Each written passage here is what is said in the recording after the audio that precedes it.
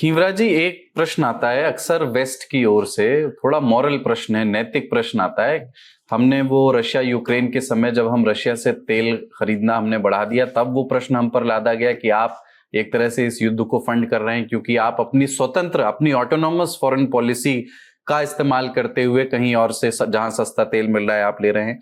ऐसे ही इस तरह के केस में जब हम इजराइल, ऐसे समय में हमारे प्रधानमंत्री गए, एक नैतिकता पश्चिमी मीडिया के कुछ आर्टिकल्स में मुझे ये देखने को मिली कि ऐसे समय में जब ग्लोबल साउथ के कई देश इजराइल का बहिष्कार कर रहे हैं, Narendra Modi should have avoided कि वो वहां ना जाएं, क्योंकि इससे एक मॉरल प्रश्न होता है कि इजराइल के युद्ध अपराध के जो आरोप हैं उसको वैलिडेट भारत चाहे अनचाहे में कर देता है, कम से कम ऑप्टिक्स पे।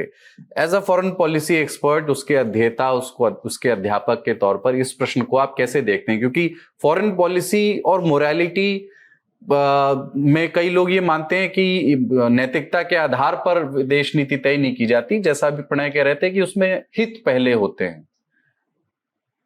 देखिए, आपने बड़ा दुरुस्त कहा, पर इसके दो आयाम हैं जी। विदेश नीति में सारे कायदे और मतलब मॉरलिटी को ताक पे रखना भी एक तरह का अतिवाद है, जो मैकियावेली और कौटिल्य वाली कि ये रियलिस्ट स्कूल का पहलू है। ऐसा होता नहीं है। कई देश अपनी विदेश नीति के साथ साथ कुछ मूल्यों को भी आगे बढ़ाते हैं। जैसे अमेरिका के राष्ट्रपति बराक ओबामा रहे हैं, उन्होंने, ऐसा नहीं है कि अमेरिका का अहित किया, पर एक इंटरनेशनल ऑर्डर, या जो बाइडेन है, अब जो बाइडेन ने इजराइल की भी बड़ी मतलब हिफाजत करी, उन्होंने बड़ी उसकी तरफदारी करी, पर उन्होंने फिर भी फिलिस्तीन के मुद्दे पर इजराइल की आलोचना करी। ख्याल से जो आलोचना भारत की हो रही है वो बड़ी अनुचित है। उसकी दो वजह है। एक तो भारत ने फिलिस्तीन वाले मुद्दे से मुंह नहीं मोड़ा है। ये सवाल थोड़ा पिछले वाले सवाल की तरफ जाता है। फिलिस्तीन के मुद्दे की जब बात होती है तो आप ये देखिए कि पिछले 35 से 30 सालों में फिलिस्तीन का मुद्दा भी अपने आप में बदल गया है। जब यासिर अराफात ने दो राष्ट्रों की नीति वाली बात पे ओस्लो पीस प्रोसेस स्वीकार किया था, तब भारत, उसी दौरान भारत के इजराइल के साथ संबंध बनते हैं।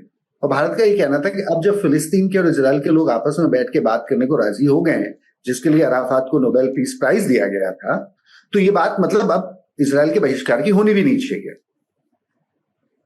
पर अराफात की मौत के बाद 2004 में अराफात की मौत होती है, जो बड़ी रहस्यमय मौत रही थी। 2004 के बाद फिलिस्तीन के मुद्दे का भी एक ना अति धार्मिक करण हो गया है। उसमें हमास के इस्लामिक जिहाद वाली बातें बहुत है। पैलेस्टीनियन इस्लामिक जिहाद एक अपने आप में रेडिकल ऑर्गेनाइजेशन है। हमास अराफात के काफिया और फिलिस्तीन के जो पॉपुलर झंडे को नहीं उठाता, उनका एक हरा झंडा है, वो काफिया को इस्तेमाल नहीं करते हैं। तो मेरे ख्याल से भारत का थोड़ा फिलिस्तीन के इस समय के चल रहे दौर से किनारा करना इस बात का भी संकेत है कि फिलिस्तीन के जो मुद्दे हैं वो मुद्दे भी बड़े पेचीदा हो गए हैं अपने आप में।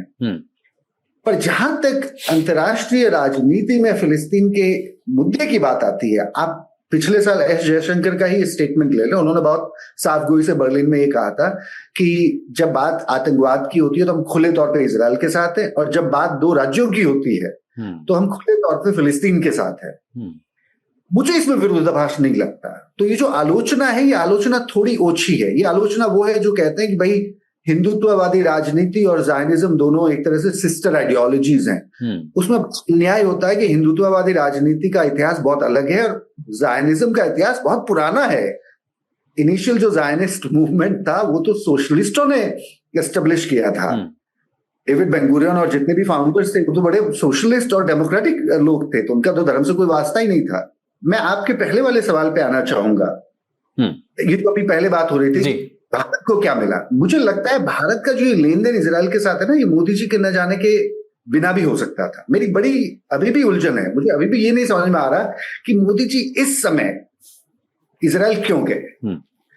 मैं बड़ी मतलब वहां में हूं कि ये मैं बात कैसे समझूं। मुझे इतना पता है कि इजराइल को बहुत कुछ मिला। नेतन्याहू की जो अंतर्राष्ट्रीय एक तरह से छवि थी, उस छवि के तो कई देशों में जा नहीं सकते। भारत जैसे नेता को इजराइल में पोस्ट करना उनके लिए इंटरनेशनली बड़ा मतलब इमेज रीबिल्डिंग का काम हुआ है। दूसरा, इजराइल में इस साल इलेक्शन होने हैं।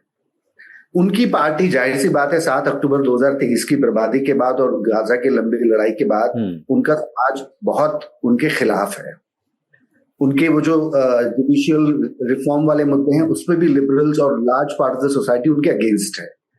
वो मोदी जी को होस्ट करके अपना भी जो अंदरूनी खेमा है उसको मजबूत कर पाए हैं। आप ध्यान दें, आज से 4-5 महीने पहले दिल्ली में ये खबर थी कि नेतन्याहू इस साल आने वाले हैं, जब इजराइल के फाइनेंस मिनिस्टर दिल्ली में थे जी। और बाद में कहा गया कि सब सिक्योरिटी के चलते वो नहीं है जी। लाल किले हमले से जोड़ा गया जब ब्लास्ट हुए थे। मेरे ख्याल से उसका, अगर नेतन्याहू दिल्ली आते तो दिल्ली में नेतन्याहू का बड़ा विरोध होता, राजनीतिक तौर पे भी होता, सिविल सोसाइटी भी विरोध करती और बहुत सारे मतलब पब्लिकली उसके बारे में काफी खबर उड़ती। सबसे सहज था कि मतलब मोदी साहब इजराइल चले जाए, पर मेरे ख्याल से मोदी साहब इतने बड़े अपने आप में नेता है कि वो नेतन्याहू की जरूरत पूरा करने के लिए तो इजराइल नहीं गए हैं। तो जो भारत के सौदे हैं वो तो मेरे ख्याल से इजराइल के साथ वैसे ही बड़े दुरुस्त हैं। भारत की जरूरतें हैं, इजराइल के लिए भारत का बड़ा स्ट्रैटेजिक इंपॉर्टेंस है। देखिए, चाइना के बारे में इजराइल ने यही बात करनी चाहिए थी, टेक्नोलॉजी ट्रांसफर, पर आज से 10 साल पहले अमेरिका ने साफ मना कर दिया था इजराइल को चाइना के साथ किसी भी टेक्नोलॉजी और डिफेंस के मामले में काम करने के लिए। इजराइल के पास सिर्फ एशिया में भारत का बाजार बचा है, क्योंकि भारत के प्रति इजराइल की वो शंका नहीं, अमेरिका की वो शंका नहीं है। तो जो लेन देन, जिसे हम ट्रांजैक्शनल रिलेशनशिप कहते हैं, ये एक बहुत बड़ा पहलू है भारत और इजराइल का। There is a very transactional substance to the relationship. वो तो चलेगा ही, वो तो मार्केट, डिमांड और सप्लाई वाली बात है। जो वैचारिक और जो भावनात्मक पहलू है, मेरे ख्याल से वो इस रिश्ते को ज्यादा अभी तवज्जो दे रहे हैं।